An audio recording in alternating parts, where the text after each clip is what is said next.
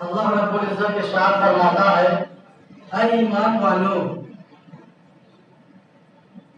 اللہ کو کثرت سے یاد کرو، اللہ کو کثرت سے اور اس کی پاکی بیان کیا کرو صبح و شام۔ اللہ وہ ہے جو رحمت نازل کرتا ہے اور اس کے فرشتے بھی تم پر نزول رحمت کی دعا کرتے ہیں تاکہ وہ نکال کر لے جائے تمہیں اندھیروں سے نور کی طرف، اور جو مومنوں پر ہمیشہ رحم فرمانے والا ہے۔ اور انہیں یہ دعا دی جائے گی جس روز وہ اپنے رب سے ملیں گے، ہمیشہ سلامت رہو، اور اس نے تیار کر رکھا ہے اس کے لیے عزت والا اجر۔ سبحان اللہ۔ اللہ رب العزت جتنی بھی چیزیں اس نے بیان فرمائی سب مومنوں کے لیے بیان فرمائی۔ اب مومن کون ہے؟ یا آپ کہتے سمجھتے ہیں اللہ رب العزت جل ملتا کی طرف سے اہل ایمان کو براہ راست خطاب سے جو دن نوازی میسر آتی ہے، اس کے علاوہ ان آیات میں ان کے لیے کئی مسرتیں اور شادمانیاں موجود ہیں۔ ان کا رب کریم نہایت کریمانہ انداز میں انہیں اپنے ذکر و تسبیح کی دعوت دے رہا ہے۔ اور اللہ رب العزت قرآن مقدس میں ارشاد فرماتا ہے، وَمَا خَلَقْتُ الْجِنَّ وَالْإِنسَ إِلَّا لِيَعْبُدُونِ، ہم نے انسان اور جنوں کو صرف اور صرف اپنی عبادتوں کے لیے پیدا فرمایا۔ تو خصوصی کرم اور ملائکہ کی ان سے محبت کا اظہار فرما رہا ہے، انہیں سلامتی اور اجر و عظیم کا مژدہ دے رہا ہے، کسے جو اپنے رب کو صبح و شام یاد کرتے ہیں، اپنے رب کا ذکر کرتے ہیں۔ ان کی میزبانی کی پرمسرت خبر سنا رہا ہے، تب جب آپ دنیا سے رخصت ہو کر جائیں گے، اللہ رب العزت کی دنیا میں جب آپ اللہ رب العزت کو کثرت سے یاد کرنے والے ہوں گے، جب آپ دنیا سے رخصت ہوں گے، اللہ رب العزت آپ کی میزبانی فرمائے گا، آپ کو اجر عظیم سے نوازے گا۔ وہ کب ہوگا؟ جب آپ اپنے رب کو دنیا میں کثرت سے یاد کرنے والے ہوں گے، صبح کو، شام کو، اٹھتے بیٹھتے ہر وقت ہر حال میں اپنے رب کو یاد کرنے والے ہوں گے، تو اس کا اجر اللہ رب العزت بعد وفات آپ کو عطا فرمائے گا۔ خبر سنا رہا ہے، ایسا عجیب دلربا اور دلنواز انداز ہے کہ اس پر جتنا غور کیا جاتا ہے اتنا ہی سکون حاصل ہوتا ہے، اتنی ہی طبیعت بمائل اطاعت ہوتی ہے۔ آئیے ان آیات مبارکہ پر غور کر کے اپنا ایمان تازہ کریں اور اطاعت و فرما برداری کا عزم کریں۔ اے اللہ، تو ہی ہمیں عمل کی توفیق سے بہربا فرما دے، آمین۔ آیت مبارکہ میں اہل ایمان کو خصوصی طور پر کثرت سے ذکر کرنے اور صبح و شام تسبیح کرنے کا حکم دیا جا رہا ہے۔ اللہ رب العزت ارشاد فرماتا ہے، یا ایھا الذین آمنوا اذکروا اللہ ذکرا کثیرا وسبحوہ بکرۃ وأصیلا۔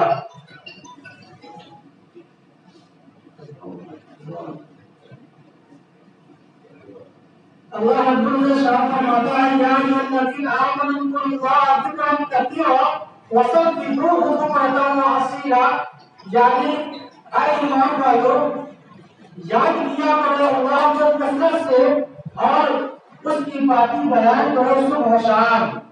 تو لفظ ذکر کی وسعت کتنی بڑی ہے، آئیے سماعت فرمائے کہ ذکر کے معنی ہے یاد کرنا، یعنی اللہ رب العزت کو یاد کرنا ذکر کرنا ہے۔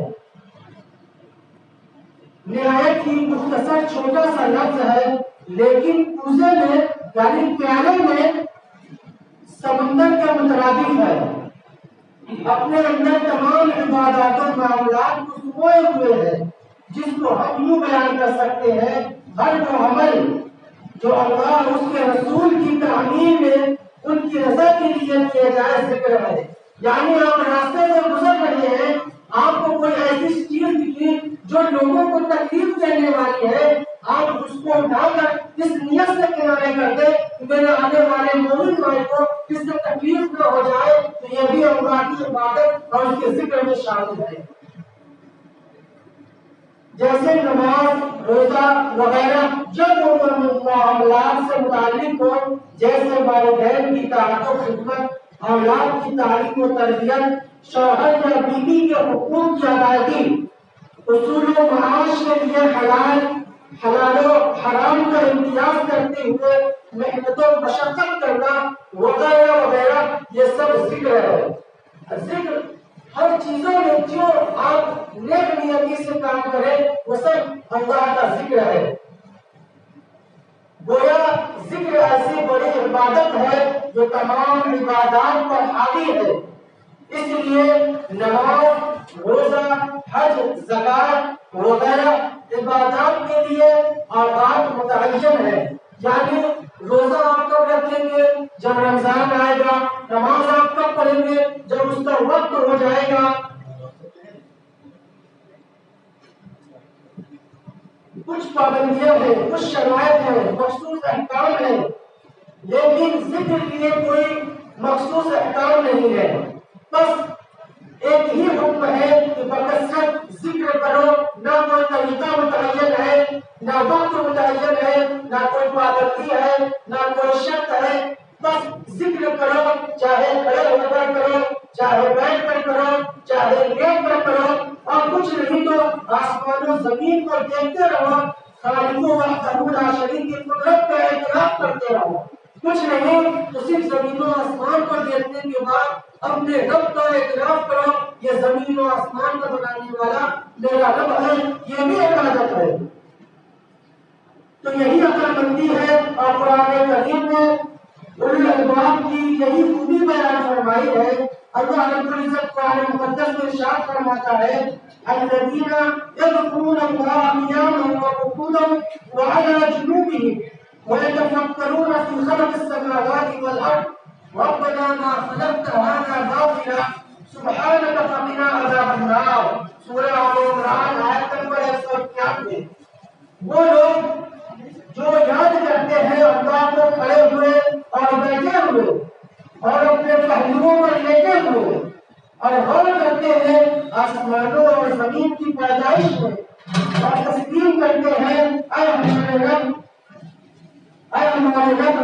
نہیں پیدا فرمایا تو نے، یہ سب بیکار کام ہے، تو ہر عیب سے بچا لے ہمیں آگ کے عذاب سے۔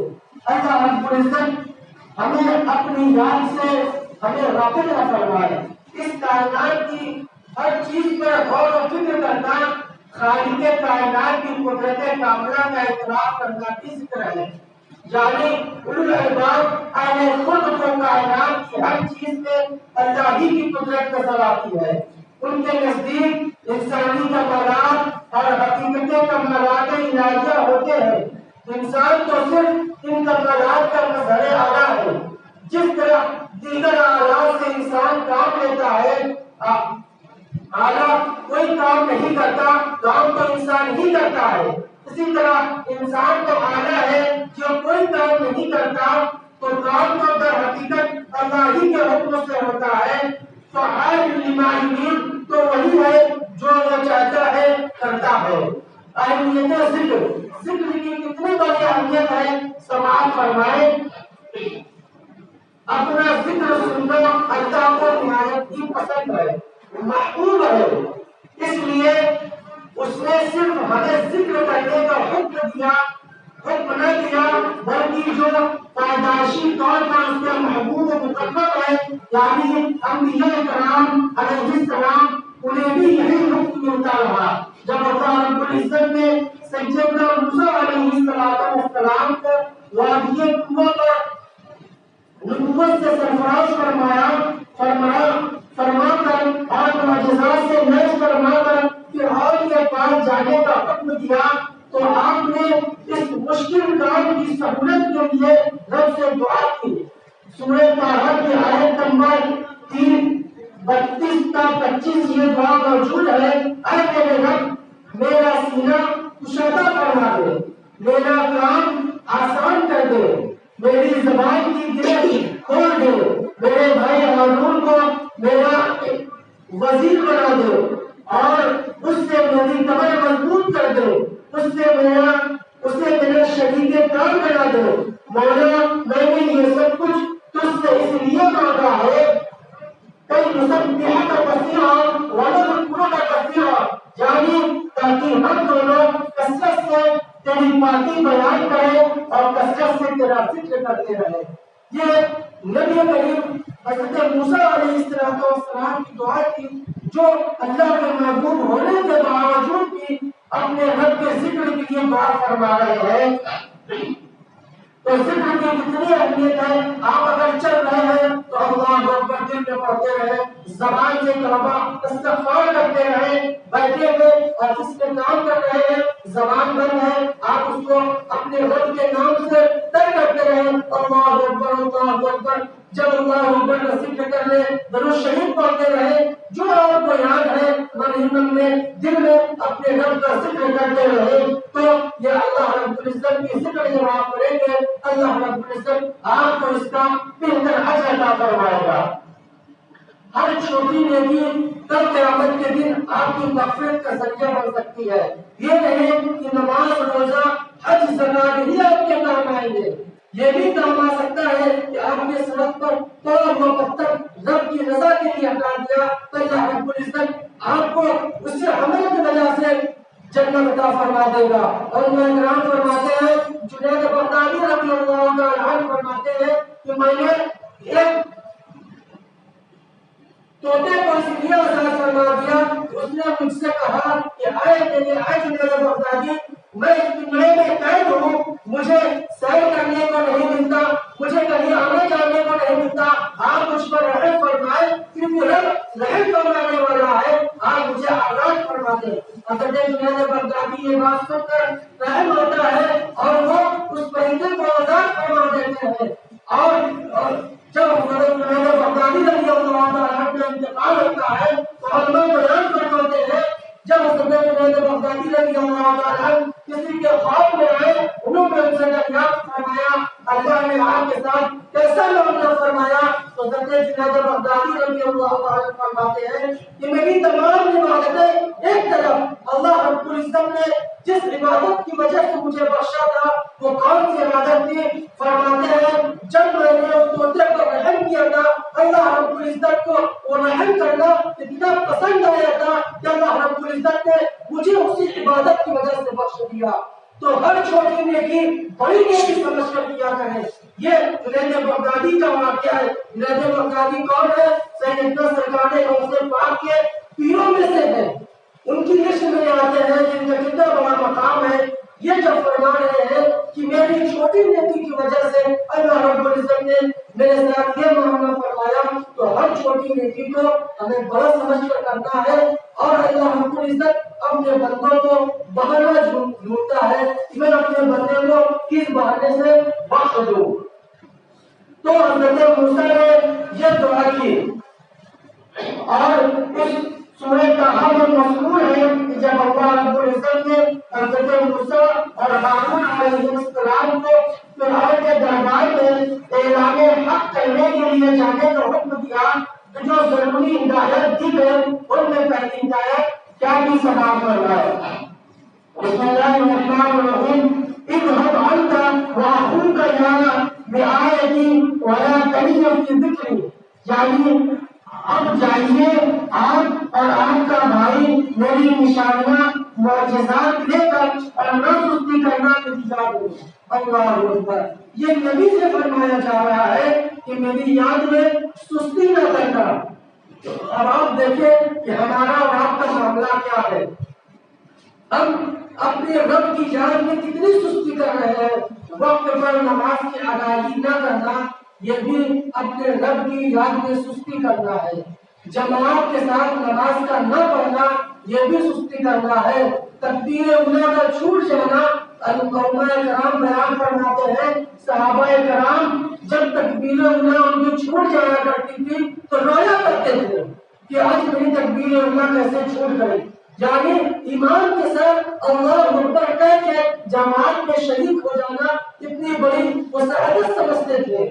آج ہم نماز تو چھوڑیے، جماعت تو چھوڑیے، کسی چیز کی پاسبانی نہیں کر رہے ہیں۔ اذان ہو رہی ہے، مسجدیں خالی ہے، آپ فجر میں چلے جائیے، 6 آدمی 7 آدمی 10 آدمی سے زیادہ آپ کو مسجدوں میں نظر نہیں آتے ہیں۔ یہ آج ہمارا معاملہ ہو گیا ہے۔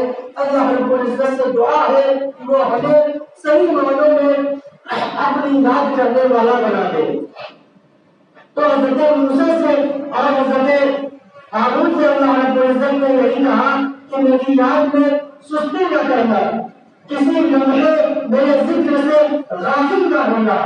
اور یہ ذکر سے غافل ہونا کس قدر آپ کو دنیا میں مشقت اور پریشانی میں ڈال دیتا ہے، یہی سے سیدنا سرکار جنید بغدادی رضی اللہ تعالیٰ عنہ فرماتے ہیں کہ اس طوطے سے جب میں نے پوچھا تم کو شکاری نے شکار کیسے کر لیا، تو طوطا کہتا ہے کہ میں کچھ لمحوں کے لیے اپنے رب کی یاد سے غافل ہو گیا تھا، جیسے ہی میں غافل ہوا تو اس شکاری نے مجھے شکار کر لیا۔ تو دیکھیں کہ اس طوطے پر جس پر اللہ کی شریعت نافذ نہیں ہوتی ہے، اللہ کے رسول کا کوئی احکام اس پر نافذ نہیں ہے، لیکن جب وہ طوطا اللہ کی یاد سے غافل ہوا تو شکاری کا شکار ہو گیا۔ آج ہمارے ساتھ بھی یہی معاملہ ہے۔ آج ہم جو ذلیلہ خوار ہے اس کا سبب یہی ہے کہ ہم نے اپنے رب کو یاد کرنا چھوڑ دیا ہے، اسی لیے ہم ہر جگہ شکار ہوتے ہوئے نظر آ رہے ہیں۔